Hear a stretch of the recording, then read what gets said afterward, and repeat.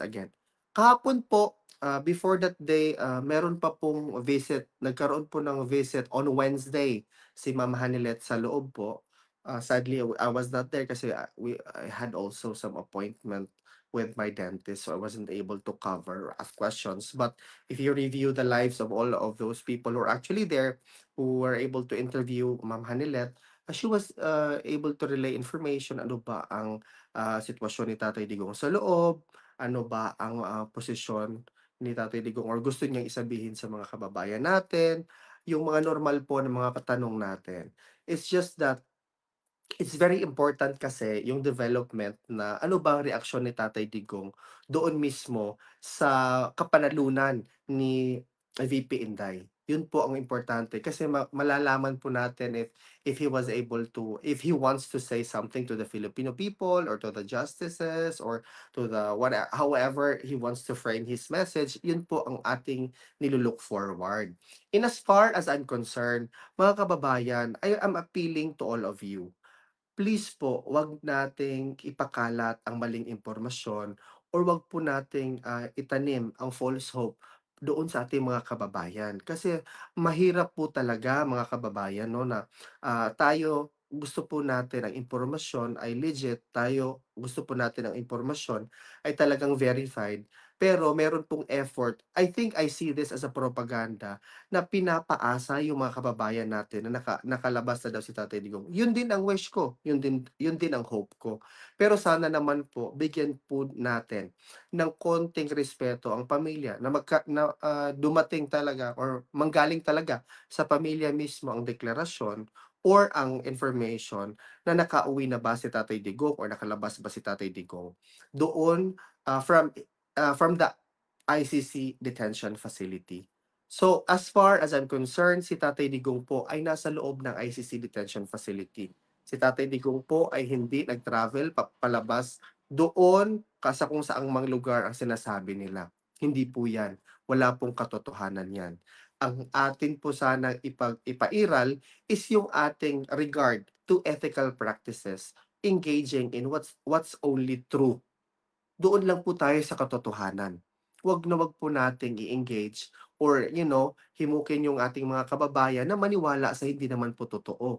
Kasi masakit po 'yan sa how do I say that? Sa puso at isipan ng mga kababayan natin talagang sumusuporta kay PRRD kasi nung panahon po na si PRRD ay dinala dito sa custody ng ICC, marami po ang umiyak, marami pong hindi nakatulog, marami pong nagkasakit even ng depresyon or kung ano-ano pa.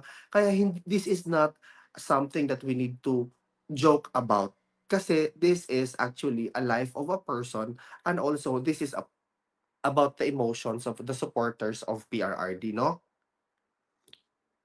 Inom muna ng kape, guys. Sana po ay sa isip natin na every time meron tayong sinasabi sa ating kapwa Pilipino, i-engage natin ang ating sarili na sa tama lang. Doon lang kung ano ang tama. Para po ang tao, mabigyan po sila ng pagkakataong, ah, maniwala pa sa pagbabalita or sa mga ibinabalita ng kung ano-ano mang tao, 'no? Let us raise the bar. Let us not put information with narratives or propaganda or any angles. Let's raise the bar po mga kaibigan. Let's engage in what seem to be a very important practice when it comes to handling information. 'Wag na 'wag po nating ipakita sa iba na puwede-puwede na lang tayo gagawa-gawa na lang tayo and then we are not going to, make ourselves accountable for the trouble, for the emotional turmoil na binigay natin sa ating mga kababayan. I receive a lot of messages confirming, "Tama po ba ito? Tama po na ito? Totoo po ba ito? Totoo po ba yan?" Ganito, ganyan. As much as I want to say totoo, pero hindi po yun katotohanan. Sana po basahin natin ang impormasyon na maigi at sana po kung may katotohanan man 'yan, lahat po ng mainstream media ibabalita agad 'yan. So, ako mismo ibabalita ko agad, ipagsisigawan ko sa buong mundo kung ano po ang katotohanan. Sana po na bigyan natin ng pagkakataong magbago tayo sa ating approach. 'Wag po nating i-engage kung ano yung practice before na puwede na basta-basta na lang po na anuhin, basta-basta na lang po na maggawa-gawa tayo ng information, 'di ba? So, sana po na magkaroon tayo ng, critical discernment din po sa mga information na nababasa natin. So, with respect sa tanong na nakalabas na ba si Tatay Digong, ang sagot po, unfortunately, nakakalungkot man, hindi pa po. Nasa loob pa po siya ng ICC detention facility.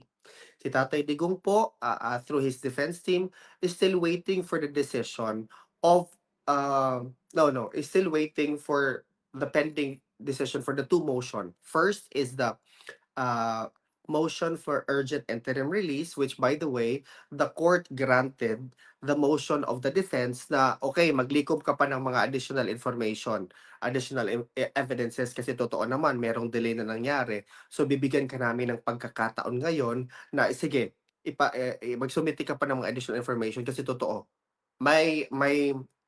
There's a truth. There's definitely merit to the motion na final ninyo sa Pretrial Chamber 1. So, not until these important evidences are transmitted or submitted before the court, hindi pa po magkakaroon ng desisyon yung urgent request for interim release. Kasi sabi daw doon po, there's another motion filed before the Pretrial Chamber 1. Sinabi po niya ng defense team through the lead counsel, Attorney Kaufman, sinabi, Pretrial Chamber 1, ICC magistrates, pwede po ba ipagpaliban nyo din ang pag-decide para sa urgent jurisdictional challenge namin? Kasi importante na sana magdesisyon muna kayo sa urgent request for interim release bago kayo magdesisyon doon sa jurisdictional challenge na aming isinumite. Bakit po? Sinabi po ng defense team na April 4th of August, mayroon pong importanteng tao at meron pa din pong mga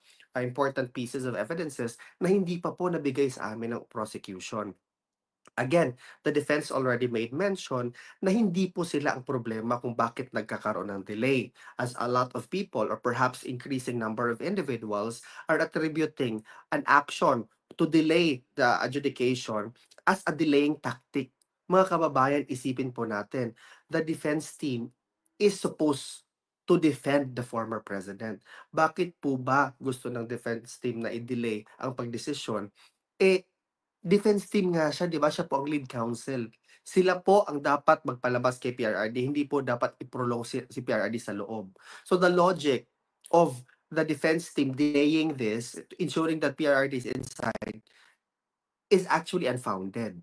Absence uh, of evidence that indeed that is the case, that the defense team, the lead counsel, Attorney Kaufman, is stalling the proceedings, it remains an allegation. So let us be consistent with our discernment and conviction sa lahat po ng inilalabas ng mga istorya with respect po circulating around kay PRRD, kasi wag po tayong mawalan ng pag-asa. Wag po tayong mawalan ng how do I say that? Faith to the judicial proceedings. Ako po, ang interpretasyon ko po kung bakit pinapa-delay or asking deferment of the adjudication, sabi nga doon sa motion, kasi po, gusto ni Attorney Kaufman or ng defense team na, um, gusto ng defense team na, ano daw, gusto ng defense team na, sorry, nawala ako sa train of thought ko. Gusto kasi ng defense team na i-make sure na ang isinumite nilang motion is solid. Na makita talaga ng korte ng Pretrial Chamber 1, ay totoo, dapat talaga nabigyan ng interim release si dating Pangulong Rodrigo Roa Duterte. Bakit po ba? Kasi importante nasa option yan as a legal remedy ng isang accused before the ICC, no, sa Rome Statute, na this is an option for somebody to resort to if it is no longer important na dapat may continued detention. Hindi na po naipapakita or naipapakita po na hindi na importante na nasa loob pa ng detention yung akusado. Yan po ang gustong mangyari ng defense team. Kasi po, gusto ng defense team na talagang mapalabas si PRRD sa lalong madaling panahon. Paano po 'pag mag-decide, tinanong ko si Attorney Kaufman, gaano ba kaimportante? Bakit ba dapat 'to i-defer? Bakit ba dapat i-delay yung pagdesisyon doon sa doon sa urgent request for interim release. Sabi ko kay Attorney Kaufman, is it not appealable? Hindi na ba kayo pwede mag-appeal? Should they decide against the motion?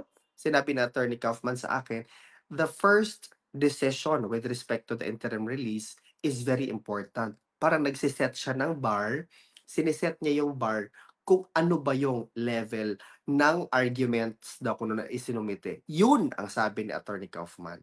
Kaya importante sa kanya na once maisumite niya, sakto, tumpak, aprobado yung motion na isinumite. So, sabi din doon sa latest motion na sinabi nila, can you also defer the decision for the jurisdictional challenge? Pwede niyo din po bang ipagpaliban ang jurisdictional challenge decision ninyo? Bakit po? Kasi meron silang mga argumento doon. Ina-argument nila doon na isa, dalawa, tatlo, apat, lima. Meron po silang argumento kung bakit. And one of which is that they still need to receive important evidence to support their argument before the court. And wala pa pong desisyon doon sa pangalawang motion to defer adjudication with respect to the jurisdictional challenge. So yun po ang importante dito sa nangyayari before the ICC.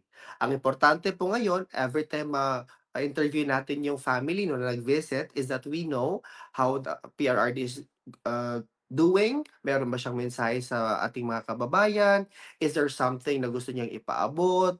Meron na bang, what's his reaction with respect to all of the developments around the ICC, around his case before the ICC, ano bang mga reaksyon niya sa mga nangyayari sa Pilipinas? Yun po mga kababayan. Huwag naman po nating atakihin ang mismong I see him as the general or the soldier of PRRD, really in the front lines, fighting before all the allegations hurled against him before the International Criminal Court. Kaya ako po ay nananalig at nirerespeto ko po ang desisyon ng pamilya na kunin na lead counsel si Attorney Kaufman. Because all we can do as supporter is to really have faith and respect the judicial proceedings. Respect the judges, respect the prosecutor, and respect the defense team. Yan po ang katotohanan mga kababayan. At bilang isang supporter naman ni PRRD, ang ating magagawa is dasal para sa kanya na sana po Panginoon bigyan niyo siya ng mahaba pang buhay, na okay ang kanyang kalusugan, na kaya niya ito mentally na ma-surpass lahat hanggang sa makauwi siya. So yan po ang katotohanan. Yan po ang dapat nating i-engage bilang isang supporter ng dating Pangulong Rodrigo Roa Duterte. Let's not cast um, divide. Let's not cast doubt sa abilities ng mga taong lumalaban. Iba-iba po ang role natin sa laban ni PRRD. Pagdadasal, that is very important. Making ourselves informed about what's happening is also very important. To speak up is also very important. To share information is also important. And to be very discerning as a Filipino. Yung alam mo anong nangyayari, ano ba, tama ba to or mali. Alam mo na minamanipula ka lang ng isang impormasyong nakita mo, hindi mo naman alam kung saan po nanggaling. So yun po ang katotohanan mga kababayan. Yan po dapat ang ating i-engage.